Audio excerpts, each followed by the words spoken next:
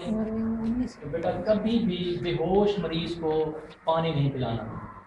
हम लोग तो यहाँ तक कर रहे होते हैं कि वो खुद से तो पानी नहीं ले सकता, हम चम्मच उठा के उसके मुंह के अंदर चम्मच के लिए पानी डाल रहे होते हैं। तो वो जो 2 घूंट पानी के आप उसके मुंह के अंदर डालते हैं, उन्हीं की वजह से पेशेंट की डेथ हो जाती है। अगर आप उसको 2 घंटे 4 घंटे 6 घंटे तक भी उसको पानी ना पिलाएं, वो बेहोश है या नीम बेहोश है, यानी आप उसके पास गए हैं, ट्रॉमा का पेशेंट है, एक्सीडेंट हुआ है, वो करा रहा है, आप उससे कोई भी बात पूछ रहे हैं, वो कह रहा है पानी पानी, उस बंदे को भी पानी नहीं देना। आप जैसे ही उसको पानी देंगे वो कहाँ चला जाएगा, सीधा उसकी सांस की नाली के अंदर चला जाएगा, क्योंकि उसके अंदर निगलने की सलाहियत नहीं है। देखिए ना, ये मुंह है, इसके आगे 2 नालियां इस तरह की, एक सांस की नाली है और एक खुराक की नाली है।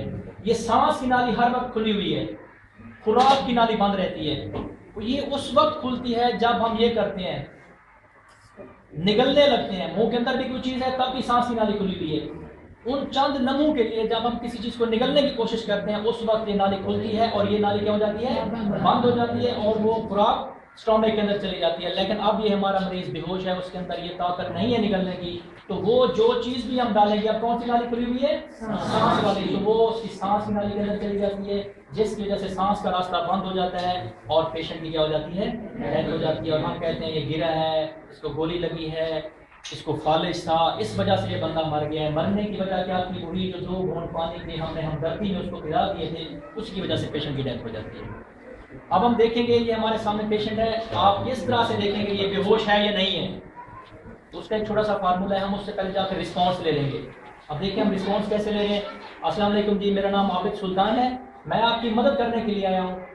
आगे उससे पूछ लेना है क्या मैं आपकी मदद कर सकता हूँ, ये नहीं पूछना क्या मदद कर सकता हूँ, ये पूछना है क्या मैं आपकी मदद कर सकता हूँ। यहाँ से मुझे जवाब नहीं मिला, अब दूसरा तरीका मेरा क्या होगा, देखूंगा उसको थपथपा के, अब पहले पूछा जवाब नहीं मिला, भैया आप मेरी बात सुन रहे हैं, क्या हुआ आपको, अब भी उसने जवाब नहीं दिया। अब मैं उसको पेन दूंगा, कान के ऊपर या शोल्डर के ऊपर चुटकी काट के, और साथ उसके चेहरे के ऊपर देखूंगा कि आया उसके रिफ्लेक्सेस बता रहे हैं वो पेन को फील कर रहा है या नहीं कर रहा।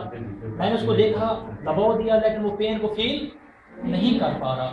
अगर वो पेन को फील करता तो इसका मतलब था कि वो होश में है, दर्द को महसूस कर रहा है, वो किस हाल में है, होश में। लेकिन उसने पेन को फील नहीं किया, इसका मतलब है वो बेहोश है। अक्सर औकात जैसे घरों के अंदर होता है, लोग कहते हैं जी हमारे घर में बंदा बेहोश था, अब उसको मुंह को खोलने का तरीका बताया मैंने।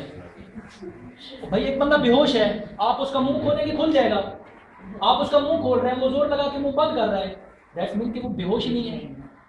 हम उसकी आंखें खोलते हैं, वो आंखें बंद करने की कोशिश कर रहे हैं, इसका मतलब वो बेहोश नहीं है, वो कॉन्शियस है जो ऐसा काम कर रहा है। अक्सर बात कहते हैं ना कि हमने जो उसको पानी पिला दिया था उसको तो कुछ नहीं हुआ था, आप देखते हैं यहाँ से थोड़ी देर बाद वो निकलना शुरू कर देते हैं, जिसके अंदर निकलने की सलाहियत मौजूद है वो बेहोश नहीं है। हमने उसको पेन दिया, उसने फील नहीं किया, इसका मतलब है वो बेहोश है। जैसे ही आपको बेहोश मरीज मिले, आप पंजाब के अंदर जिस जगह पे भी मौजूद हैं, आपने सबसे पहला काम ये करना है कि 1 मिनट पे कॉल कर दें, लोकेशन बतानी है। जब तक हमारा ऑपरेटर आपको ये नहीं कहता कि आप कॉल बंद कर दें, हम गाड़ी मूव करवा रहे हैं, उस वक्त तक आपने फ़ोन बंद नहीं करना। अक्सर औकात क्या होते हैं, आधा मैसेज पहुंचता है, फ़ोन हम रख देते हैं, तो उस वक्त गाड़ी नहीं आती, फिर दोबारा कॉल करनी पड़ती है, जी मैंने 10 मिनट पहले आपको कॉल की थी, अभी तक गाड़ी नहीं पहुंची। तो जब तक आप क्लियर बात नहीं करेंगे उस वक्त तक वो गाड़ी मूव नहीं करवाएगा। अब आपने 112 पे कॉल कर दी, पेशेंट बेहोश है, अगर वो सिर्फ बेहोश है, आगे देखें, आगे आपने क्या करना है, सारे बच्चों को ये पेशेंट नजर आ रहा है,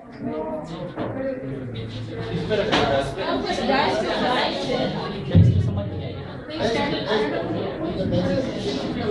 डाइस पे अगर रखते हैं तो फिर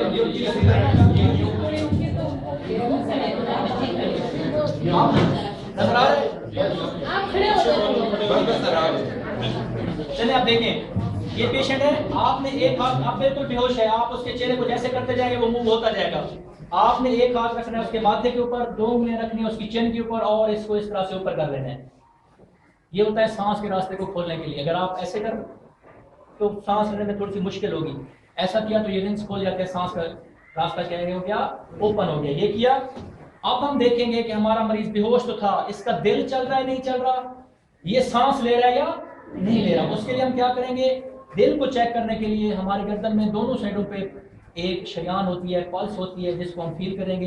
ये होती दोनों साइडों पर है, लेकिन एक वक्त में इसकी एहतियात है कि एक साइड की चेक की जाती है, दोनों साइडों की एक वक्त में चेक नहीं करनी है। आप लोग तो जाते हैं ना डॉक्टर के पास, डॉक्टर ये वाली पल्स चेक करता है, लेकिन जब पेशेंट बेहोश होगा उस वक्त हमने कौन सी चेक करनी है, ये वाली, क्योंकि ये अक्सर औकात बंद हो जाती हैं जब इंसान की डेथ होने लगती है, तो ये सबसे आखिर में बंद होती है। तो हम यही देखेंगे, अगर ये चल रही है इसका मतलब उसका दिल अभी तक चल रहा है। ये देखिए, ये पोजीशन बनाई और ये 2 उंगलियां इस तरह से हमने उसकी नब्ज के ऊपर रख ली और साथ ही हमारी नजरें कहाँ चली जाएंगी, उसकी छाती और पेट के ऊपर। ये देखें, आया उसके अंदर मूवमेंट हो रही है। जब वो सांस लेगा पेट ऊपर की तरफ होगा, जब वो सांस को बाहर निकालेगा पेट क्या चला जाएगा, नीचे चला जाएगा। तो ये मूवमेंट हमें नजर भी आती है।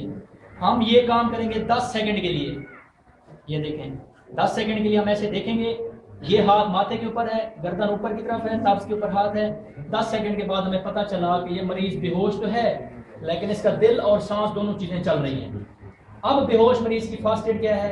एक तो ये होती है कि अगर आप कुछ भी नहीं कर सकते तो सिंपली आप उसको साइड पे लिटा दें।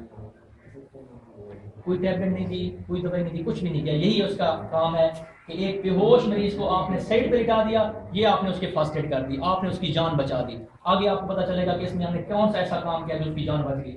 कोई भी साइड हो, कोई भी साइड बेहतर होती है कि राइट साइड। अगर राइट साइड पे कोई मसला है तो फिर आप उसको लेफ्ट साइड पे भी करके दिला सकते हैं। बेस्ट वैसे कौन सी साइड है? Right side.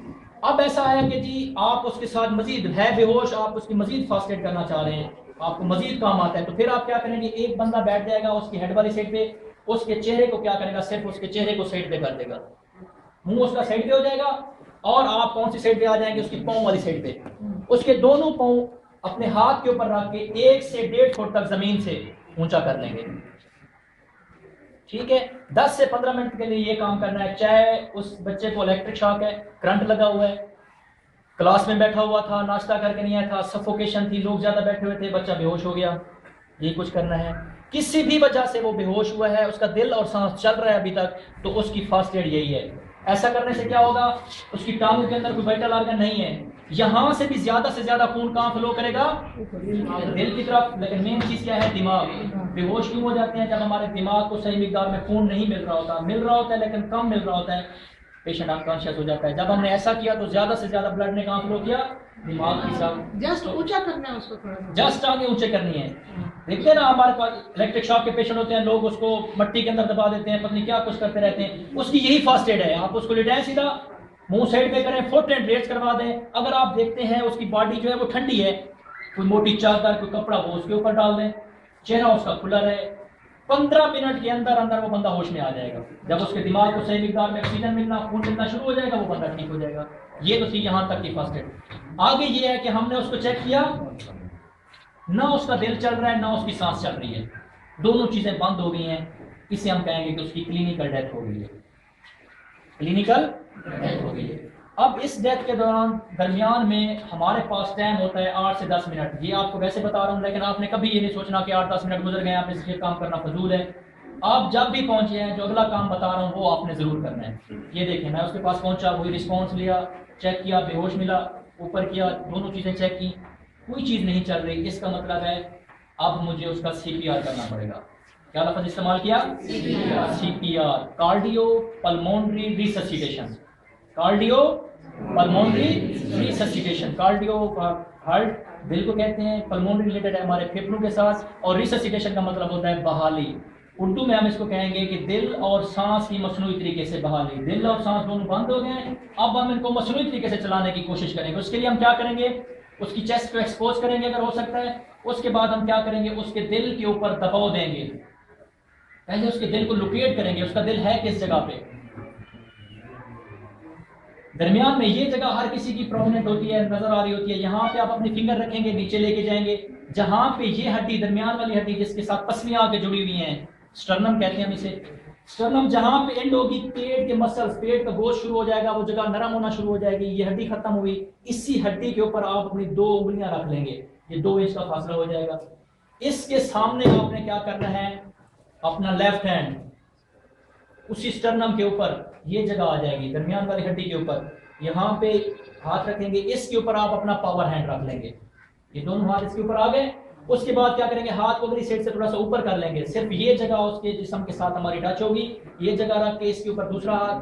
अब हम यहाँ पे ठहरे हुए हैं, अब मरीज के बिल्कुल ऊपर आ जाएंगे, हमारे जो बाजू है वो 90 के एंगल पे आ जाएंगे, वो नीचे करके आपको दिखा दूंगा एक दफा। 90 के एंगल पे आ जाएंगे, हमारा जो वेट ऑफ बॉडी है वो पेशेंट की वेट ऑफ बॉडी के ऊपर चला जाएगा, बॉडी के ऊपर चला जाएगा। उसके बाद हम उसकी छाती के ऊपर 2 से 2.5 इंच तक दबाव देंगे। कितना दबाव देना है? 2 से 2.5 इंच तक हम उसको दबाव देंगे। और कितनी मरतबा देंगे? 30 टाइम। 30 टाइम हम उसकी छाती के ऊपर दबाव देंगे। और इसकी रेशो क्या होगी, इसकी रफ्तार कितनी होगी? इसकी जो रफ्तार है वो 1 मिनट के अंदर 100 से 120 के दरमियान वो हमारी रफ्तार होगी। जैसे ही हमारे 30 कंप्रेशन पूरे होंगे, इसके लिए हमने एक फार्मूला बनाया हुआ है, उसे हम कहते हैं CAB। क्या चीज है? CAB। C स्टैंड फॉर, आप उसको कंप्रेशन समझ लें, वैसे सर्कुलेशन होता है दिल को चलाने के लिए। 30 टाइम हमने उसको कंप्रेशन दिए। C के बाद क्या चीज आ जाएगी? A स्टैंड फॉर एयरवे, सांस के रास्ते की तरफ आ जाएंगे। अब हम मरीज के सांस के रास्ते को देखेंगे। बेहोश मरीज के सांस के रास्ते की रुकावट जो होगी उसको दूर करेंगे। बेहोश मरीज के सांस के रास्ते की रुकावटें क्या हो सकती है? मुंह के अंदर सेक्रीशन हो सकती है, झाग निकल रही होगी। अगर ट्रॉमा का पेशेंट है, मुंह के अंदर ब्लड हो सकता है। पेशेंट ने उल्टी की है, उसके ज़रात हो सकते हैं। लेकिन बेहोश मरीज की जो सांस के रास्ते की सबसे बड़ी रुकावट है वो उसकी अपनी जबान होती है। जब वो मरीज बेहोश होता है, उसका बॉडी के ऊपर कंट्रोल खत्म होता है, तो वो जो जबान का गोश्त है उसके ऊपर भी उसका कंट्रोल क्या हो जाता है? खत्म हो जाता है। और वही जबान पीछे जाके हलक के अंदर गिरती है, जिसकी वजह से सांस का रास्ता क्या हो जाता है? बंद हो जाता है। अब आपको समझ आई मैंने मरीज को साइड पे क्यों बिठाया था? ताकि उसकी जो टंग है वो साइड पे गिरे, हलक में ना गिरे। उसके मुंह के अंदर से जो सेक्रीशन निकल रही है वो बाहर की तरफ निकलती रहे। उसके मुंह के अंदर से ब्लड था, उल्टी के ज़रात थे, वो साइड से गिरते रहे, ताकि सांस का रास्ता क्या रहे? खुला रहे। इस वजह से हमने इसको साइड पे लिटाया था। अब हमने इसको सीधा क्यों रखा हुआ है? क्योंकि हम उसको रिससिटेट कर रहे हैं, इस वजह से हमने उसको सीधा लिटाया हुआ है। तो हम क्या करेंगे? मुंह खोलेंगे, हाथ वही माथे के ऊपर, 2 चिन के ऊपर। इस अंगूठे की मदद से हम क्या करेंगे? उसके मुंह को खोलेंगे, अंदर देखेंगे। जो भी चीजें आपको बताई हैं, अगर उनमें से कोई चीज है तो उसको रिमूव करेंगे। अगर जबान पीछे अलग में गिरी हो तो उसको सीधा कर लेंगे। उसके लिए हम क्या करेंगे? मुंह की एक साइड से उंगली को डालेंगे, दूसरी साइड से उसको बाहर निकालने की कोशिश करेंगे। दरमियान में अगर डालेंगे फिंगर तो जो चीज होगी वो मजीद हलक के अंदर चली जाएगी। हमने उसको साफ कर लिया, एयरवे हो गया। ए के बाद क्या चीज थी? B stand for breathing. अब हम इसको मसनूई तरीके से सांस देंगे, क्योंकि ये सांस भी तो नहीं ले रहा था।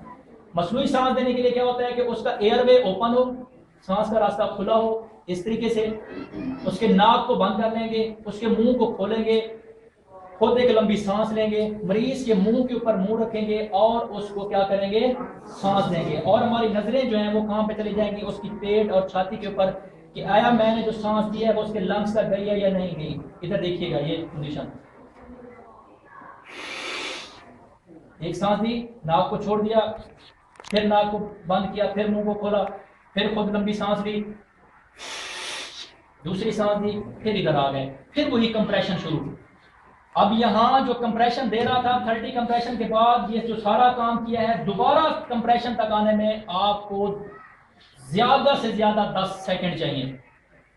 10 सेकंड से पहले पहले आपने दोबारा कंप्रेशन पे आ जाना है। इस दौरान आपने एयरवे को भी क्लियर कर लेना है, सांस के रास्ते को भी खोल लेना है, उसको 2 सांस भी दे देनी है और दोबारा कंप्रेशन वाली साइड पे आ जाना है। और फिर उसको 30 कंप्रेशन देने हैं। इसी तरह से ये पोजीशन जारी रहेगी, 30 कंप्रेशन 2 सांस, 30 कंप्रेशन 2 सांस। और ये काम हम उस वक्त तक जारी रखेंगे जब तक वो पेशेंट रिससिटेट नहीं हो जाता, या शुरू में हमने 1122 पे कॉल की थी, 1122 वाले नहीं आ जाते, या हम उसको खुद अगर अपनी गाड़ी के अंदर लेके जा रहे हैं हम हॉस्पिटल में नहीं पहुंच जाते, या कोई अथेंटिक डॉक्टर आके ये नहीं कहता जी अब इसकी डेथ हो गई है, अब इसका CPR छोड़ दो। समझ आ गया एक बात? अब हमें कैसे पता चलेगा कि वो रिससिटेट किया उसने या नहीं किया? हर 5 साइकिल के बाद, 150 मरतबा दबाव देने के बाद, 10 मरतबा सांस देने के बाद, हम दरमियान में सिर्फ 5 सेकंड के लिए दोनों चीजें चेक कर लेंगे। जैसे ये सांस दे देंगे, उसको चेक करेंगे आया कोई चीज बहाल हो तो नहीं गई, नफ्स को भी चेक कर लेंगे, सांस को भी देख लेंगे। सिर्फ 5 सेकंड के लिए, कोई चीज बहाल नहीं हुई दोबारा से ये काम स्टार्ट। और अगर बहाल हो जाती है, जो चीज बहाल हो जाती है। अच्छा, एक क्वेश्चन था कि पल्स आ गई, और अक्सर का यही होता है कि जब भी पेशेंट रिससिटेट करेगा यही चांसेस होते हैं कि उसकी पल्स आ जाती है, सांस अभी तक नहीं आता। तो फिर हम क्या करेंगे? अब हम उसको दबाव देना छोड़ देंगे, कंप्रेशन देना छोड़ देंगे। अब हम उसको सिर्फ मसनूई तरीके से सांस देंगे। अब काउंट करना है, पहले नहीं करना था कि कितना वक्फा आ रहा है। अब हम उसको 1 मिनट के अंदर 10 मरतबा सांस देंगे। एक सांस देंगे, दरमियान में 5 से 6 सेकंड का वक्फा दे देंगे, फिर उसको दूसरा सांस देंगे। इस तरह हम उसको हर मिनट के अंदर कितनी दफा सांस देते रहेंगे? 10 दफा तक सांस देते रहेंगे। और ये काम अब हम उस वक्त तक जारी रखेंगे जब तक उसका सांस बहाल नहीं हो जाता।